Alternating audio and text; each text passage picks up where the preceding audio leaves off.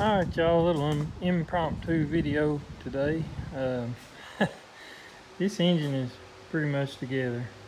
I've got to put an engine mount on this side, and I know I've skipped some here because last time I showed it, it wasn't near this complete. I do have a kind of a series of me putting things together, nothing technical that I may upload at some point, but anyway, this thing is about done. I'll put the valve train in after the engine is in the truck, because you can't fit it under the firewall back there with the last two rockers, and it just makes it easier because if you're running a chain, from this mount to that mount,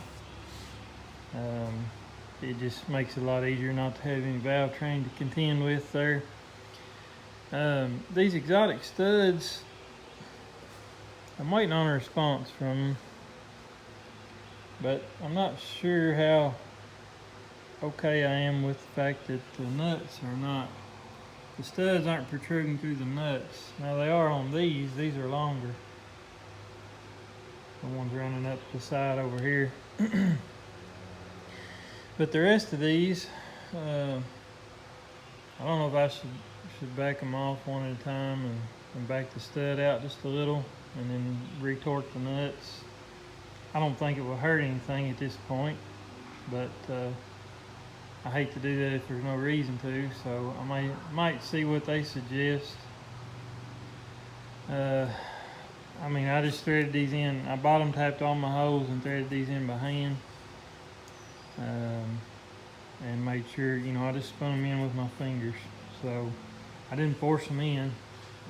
So I don't know if they're just a touch short. I saw somebody else had a picture where they had installed some and they were sticking up 3 or 4 threads past the nut.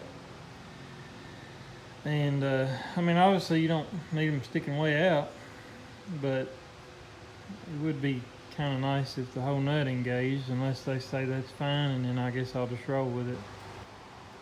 Well, I went ahead and loosened each stud one at a time, and I backed each nut on the stud, and then I backed the stud out, I don't know, about a turn and a half on each stud probably. I'm a lot happier with that.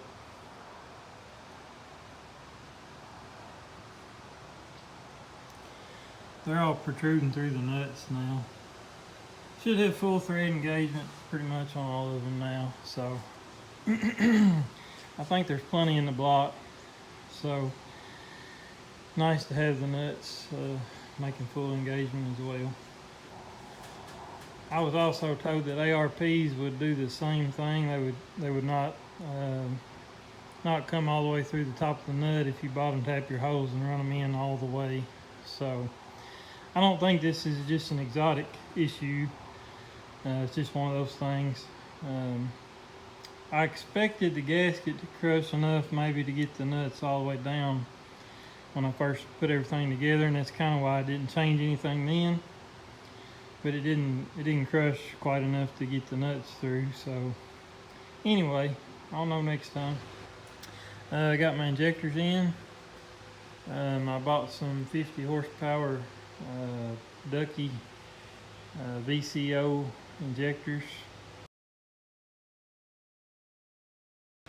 I can't remember the hole size on these. It was tempting to go bigger. It's not much more to buy a bigger set, but I'm probably going to be sticking with my stock turbo for a while anyway. And if I go with anything bigger, it won't be a lot bigger, because I want to keep this thing where I can tow with it, where it's not super smoky and stuff. So it burned really clean before, so that's really the only thing I'm changing on the fuel setup. Hopefully it handles them okay, but it's finally coming together at least. And I've kind of painted around the best I could. It's looking pretty good. Not new from Cummins or anything, but it looks all right. I've got to paint my valve cover. It's kind of why I got a trash bag on it at the moment. The only thing I really like on the accessories, I think, is the AC compressor, and I'll put it on when I get it back in the truck. I've got to put my heat exchanger back on the side of the block. I've kind of painted around it best I could this morning. It should be dry now, and I'll have to put it on after the engine is off the stand, once I get it on the cherry picker. And then I've still got this triple disc Govern converter to slide in.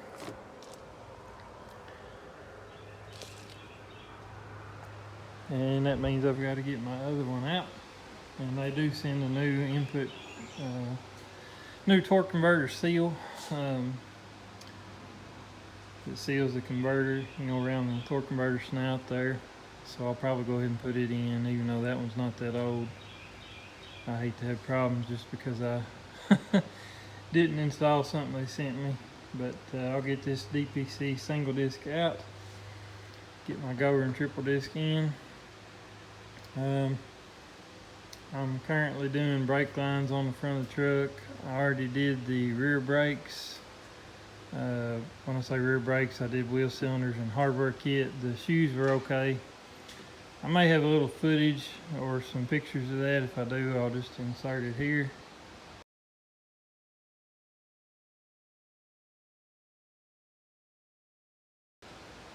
And I wanted to get all the front brake lines were getting kind of rusty, so I just went ahead and bought new, and I figured now is the time to do it, and I plan on having it done before I put the engine back in, because one of them runs along this cross member here.